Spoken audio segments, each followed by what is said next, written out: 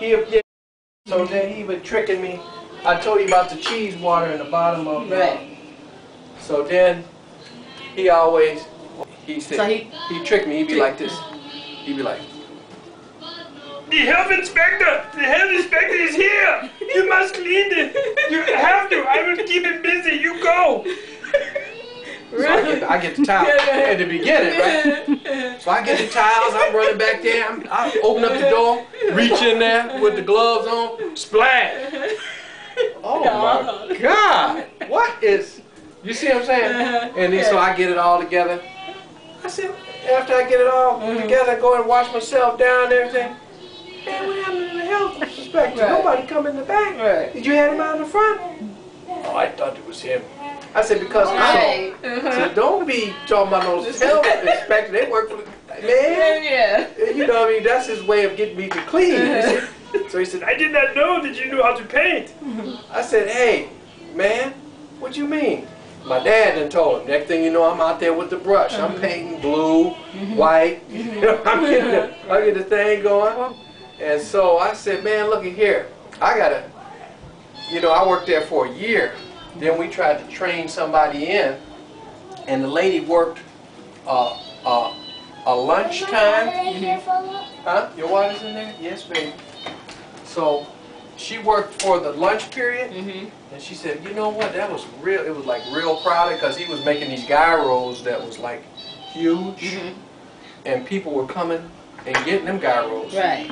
But after him and his business partner started falling out, then he started weighing the meat out, and then, you know, the guy stopped making the food because he said, I am the mastermind behind this. I control this. I got you going forward and backwards. I have the intellect. I am very. And so he said, I am a mathematician. I know this. So, you know, so without me. Yeah, whatever. So anyway, the other guy said, well, you know what? I'm cooking the food. Right. Without me, ain't no eating. Right. I don't care what you know with the books, but you can't cook this food. He said, are you kidding? I can make these things. You are not. So they went their own separate ways, you know. The other guy quit. And plus they was leaving me to watch one another, and one would go home early. And I'd be there with one of them, and they'd always be talking about, what's the other guy doing? Is he going into the till? Is he, really? You know, what, does he leave the premise? What does he clean? Or is it just you? You know, and just trying to start some friction, you know. So next thing I know, I'm like, man, these two dudes, something's going to happen. So the other dude quit on him. And man, this dude started buying stuff in the cans, like garbanzo beans, and putting the stuff together. And you know, it wasn't the same like the other guy was putting together. Man, he was marinating his chicken for the gyros, but chicken. They had chicken and they had the lamb mix, whatever, on the cone. And another thing too, they had me cut the cone, and then. What do you mean? You know the cone spins? Oh, okay. Yeah. So you gotta have this knife, and then you gotta like really thin, and you gotta try to make it long as you can. Keep going, but thin. Right. Don't go too far in because that heat that's around the edge is only heating the outside up. You go too deep, then you got raw stuff. Oh, okay. So, and plus you ruin the cone. So he says, go. You have to learn how to do this. So I'm cutting. You have ruined the cone! You went too deep, I told you! You don't know, wait, you don't understand? Sure, you know, so I said, oh man, you know, I'm trying to, you know, oh man, it was just something, man. This guy was, woo! And Where was this at?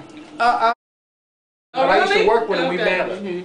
He gave me this old raggedy Toyota, and he said, long as if you work for me, I'll let you have it for free. Yeah.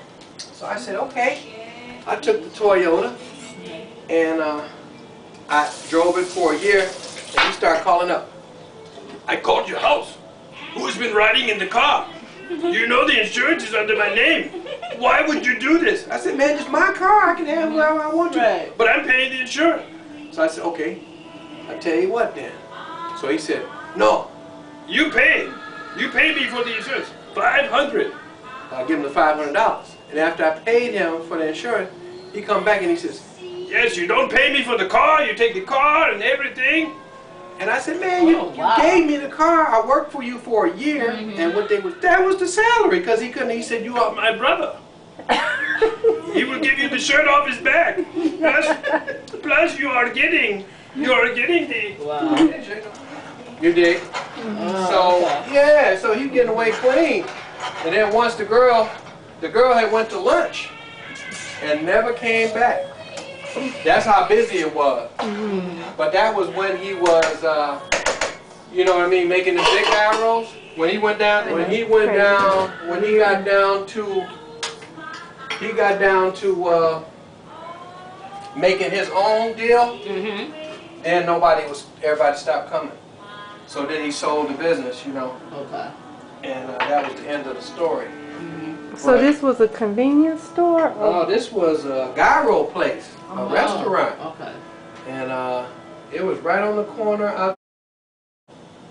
And very busy place, very busy spot, you know. And it's very nice. In the beginning, he could have kept it going like that. And plus, he had a spot in, and that's where my dad used to play. Now there is really nice. And they were serving food, people were coming in there, and he was packing them up, and he had the right thing going. But what had happened was, the people that owned the place that he was renting from said that you need to, we're going up on your Lease, rent, your lease, got to pay more. And he said, he started saying that all this, and it was a plan to get him. But you're in a popular area, so. Exactly. You know. And he thought about it a little bit after he moved, but he was so hot. But they were making money in there.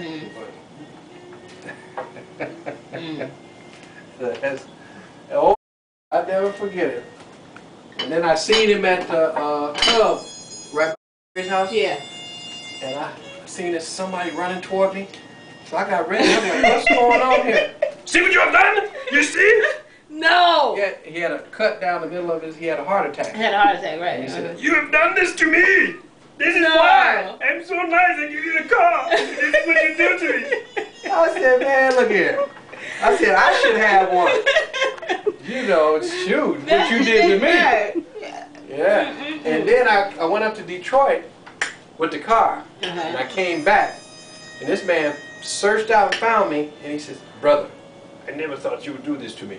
I said, what did I do, man? He said, you have got tickets on the car. They have come out to arrest me. And I said, man, look here, I paid the ticket and everything. And anyway, so he said, get in the car.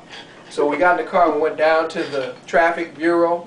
And we got down there and straightened it all out. Everything was good, but he didn't believe me, and he apologized afterwards. But Sorry. man, the man had me down there because he didn't believe me. Right.